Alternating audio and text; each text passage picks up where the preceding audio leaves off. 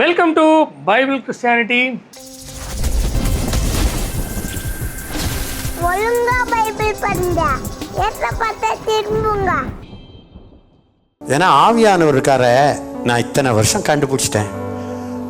ஐயோ 2 வருஷத்து குழந்தைய விட மெதுவானவருங்க அவர். இந்த திருத்துவம் எந்த அளவுக்கு ஒரு மனுஷனை கொண்டு வந்து கேவலமான நிலைமையில் விட்டுருக்குன்னு பார்த்தீங்களா? 2 வயசு குழந்தையோட மோசமான பலவீனமானவரான். அதில் அந்த கடவுளை 3ஆக பிரித்து அதில் ஒருத்தர் இப்படி அப்படின்னு சொல்கிறது எவ்வளோ மோசமான நிலைன்னு பார்த்துக்கோங்க. வேதம் சொல்லுது கர்த்தரே ஆவியானவர், இங்கே அவர் 2 வயசு குழந்தையோட பலவீனமானவர்ன்றாங்க.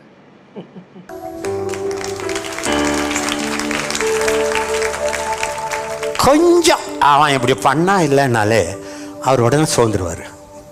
இதுக்கு மக்களுடைய கைத்தட்டு என்ன? உண்மையிலே இதை நினச்சி வேதனைப்படணுங்க, வெட்கி குனியணும். உண்மையாக கிறிஸ்தவர்கள்லாம் வெட்கி குனியணும்.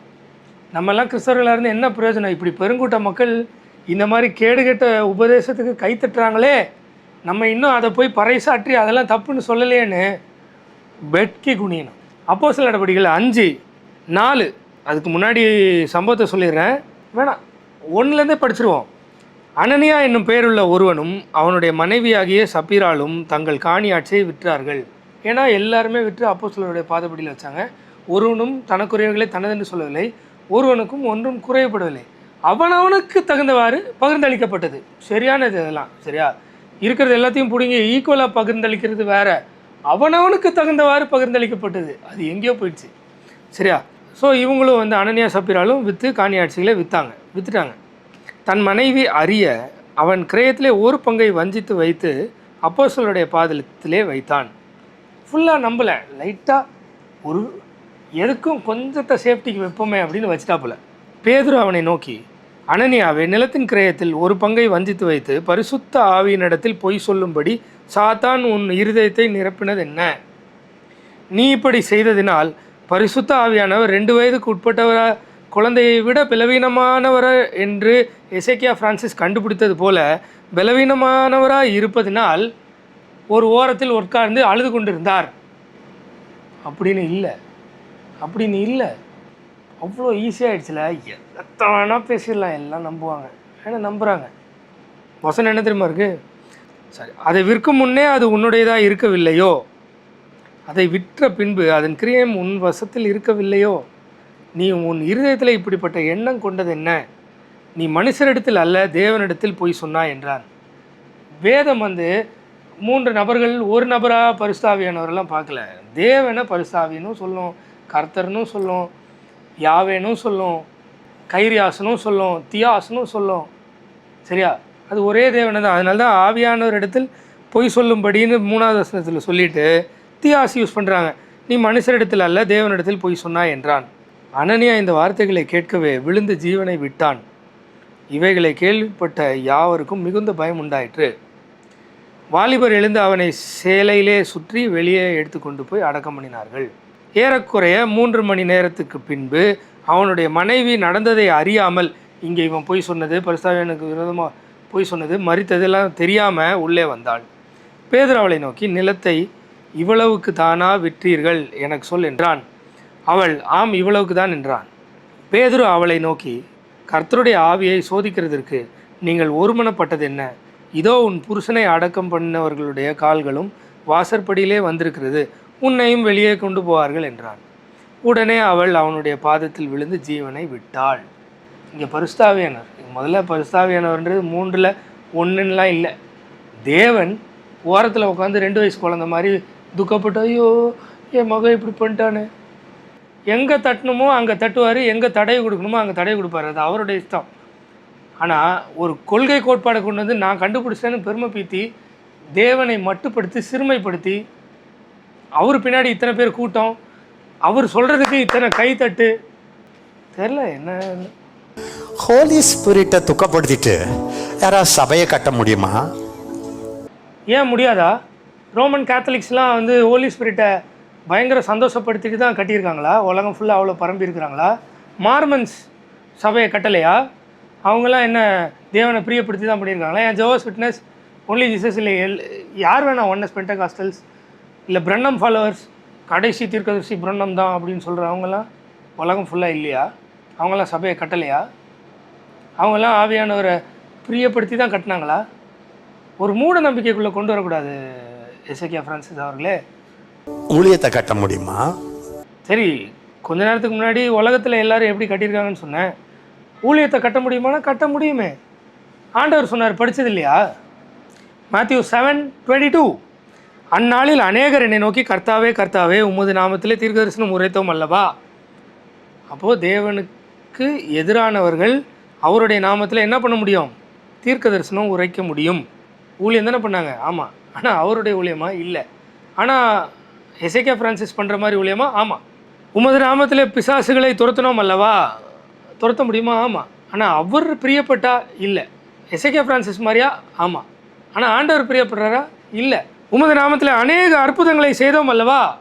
ஆண்டவர் நாமத்திலே? ஆமாம். ஆனால் ஆண்டவருடைய வழி நடத்துதலின் பேரில் ஆண்டவருக்கு பிரியமானபடியா? இல்லை.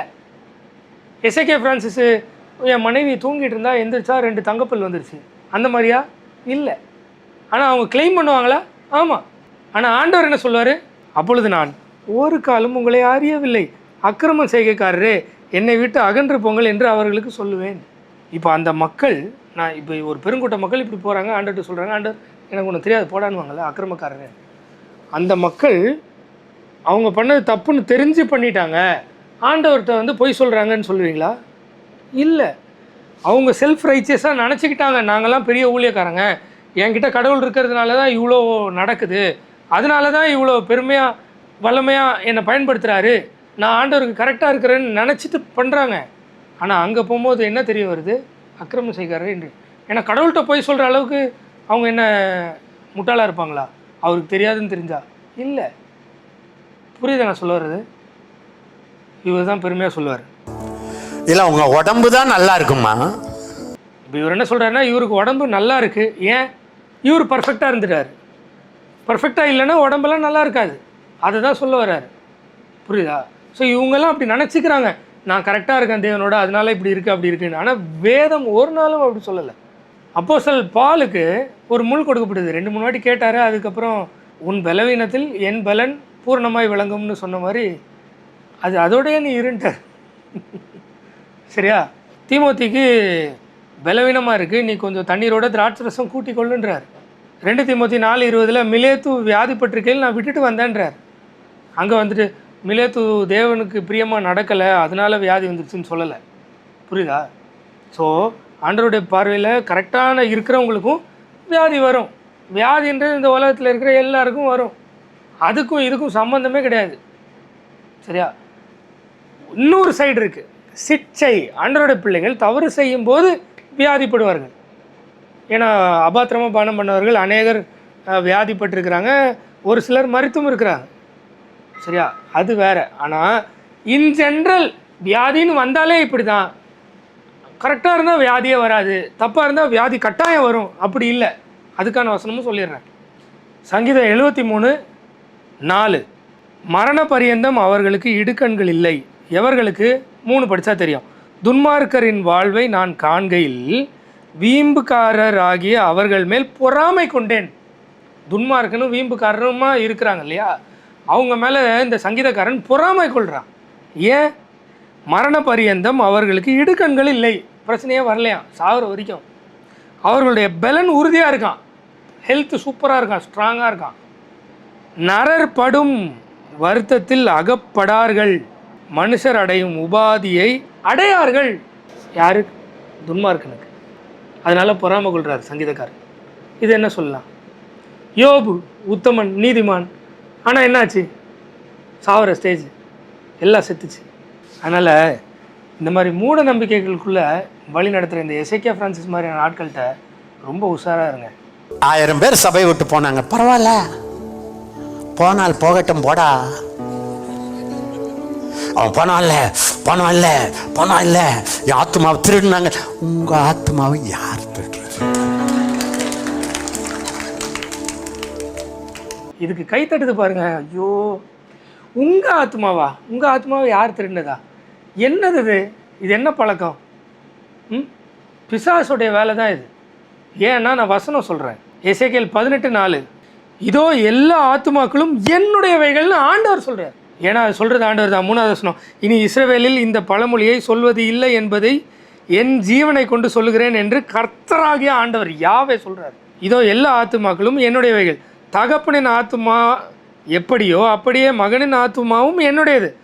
பாவம் செய்கிற ஆத்துமாவே சாகும். எல்லா ஆத்துமாவும் ஆண்டவரோடது. இது தெளிவாக புரிஞ்ச அப்போஸ்தலர்கள் சொல்கிறாங்க, நான் நட்டேன், அப்போலோ நீர் பாய்ச்சினான், விளைய செய்தது கர்த்தர் யாவே. அவர் தான் விளைய செய்கிறாரு. இதுங்க என்னன்னா, உன் ஆத்மாவை யாரும் எடுத்துகிட்டு போகல புலம்பாதே. யாரோட ஆத்மா யாருன்னு சொல்கிறது? தயவுசெய்து கவனிங்க. இத்தனை வருஷம் நான் கண்டுபிடிச்சிட்டேன், ஹோலி ஸ்பிரிட்டை துக்கப்படுத்திட்டு ஊழியம் பண்ணுறதெல்லாம் முடியாதுங்க. அது முடியாது. இதிலிருந்து நம்ம என்ன தெரிஞ்சுக்கணுன்னா, இந்த வேதத்தின் அடிப்படையில் இந்த மாதிரியான ஆட்கள் ஒன்றுமே தெரியாமல் எல்லாம் தெரிஞ்ச மாதிரி பேசுவாங்க. அதுக்கு பெருங்கூட்ட மக்கள் போவோம். நம்ம தான் உஷாராக பைபிள் எடுத்து படித்து இந்த மாதிரியான கண்ணிகள்கிட்டருந்து தப்பிச்சுக்கணும்னு தெரிஞ்சுக்கலாம். ஏன்னா இவர் 1.5 வருஷமாக கண்டுபிடிச்ச கதை எந்த லட்சணத்தில் இருக்குன்னு நம்ம தான் வசனத்தின்படி பார்த்துட்டோமே. முடியாது. யாரையாவது துக்கப்படுத்திட்டு இல்லை வாயில் கண்டபடி யாரையாவது பேசிட்டு அதுக்கு பிறகு சண்டரபா லக்கடரா டன் சண்டரபா சண்டரபா சண்டை தான். சண்டரபான்னு இவங்க நம்புகிற உளறல் பாஷையை கிண்டல் அடிப்பாங்க. அது எந்த பிரச்சனையும் இல்லை. நம்ம அது உளறல் பாஷைன்னு சொல்லிட்டா மட்டும் அது பண்ணிட்டா இது பண்ணிட்டா ஐயோ ஐயோ ஐயோ இம்மையிலும் மறுமையிலும். எப்பா மறுமையில் அங்கே போய் நிற்கும் போது பார்த்து தெரிஞ்சுக்கலாம் யார் அவருடைய பிள்ளை யார் அவருடைய பிள்ளை இல்லைன்னு. சரியா? இங்கேயும் தெரிஞ்சுக்கலாம். எப்படி? இந்த ஸ்கேலை வச்சு அளந்து தெரிஞ்சுக்கலாம். மக்களே முடிவு பண்ணிக்கோங்க, இதை ஸ்கேலாக எடுத்து அளந்து தெரிஞ்சுக்க போகிறீங்களா? இல்லை இதுங்கெல்லாம் சொல்லுதே நான் 2 வருஷத்தில் ஆராய்ச்சி பண்ணேன் அது பண்ணேன் இது பண்ணேன்னு, அந்த மாதிரியான பொய் உபதேசங்களை கேட்டு அவங்க பின்னாடி போக போகிறீங்களான்னு நீங்களே டிசைட் பண்ணிக்கோங்க. பாய்.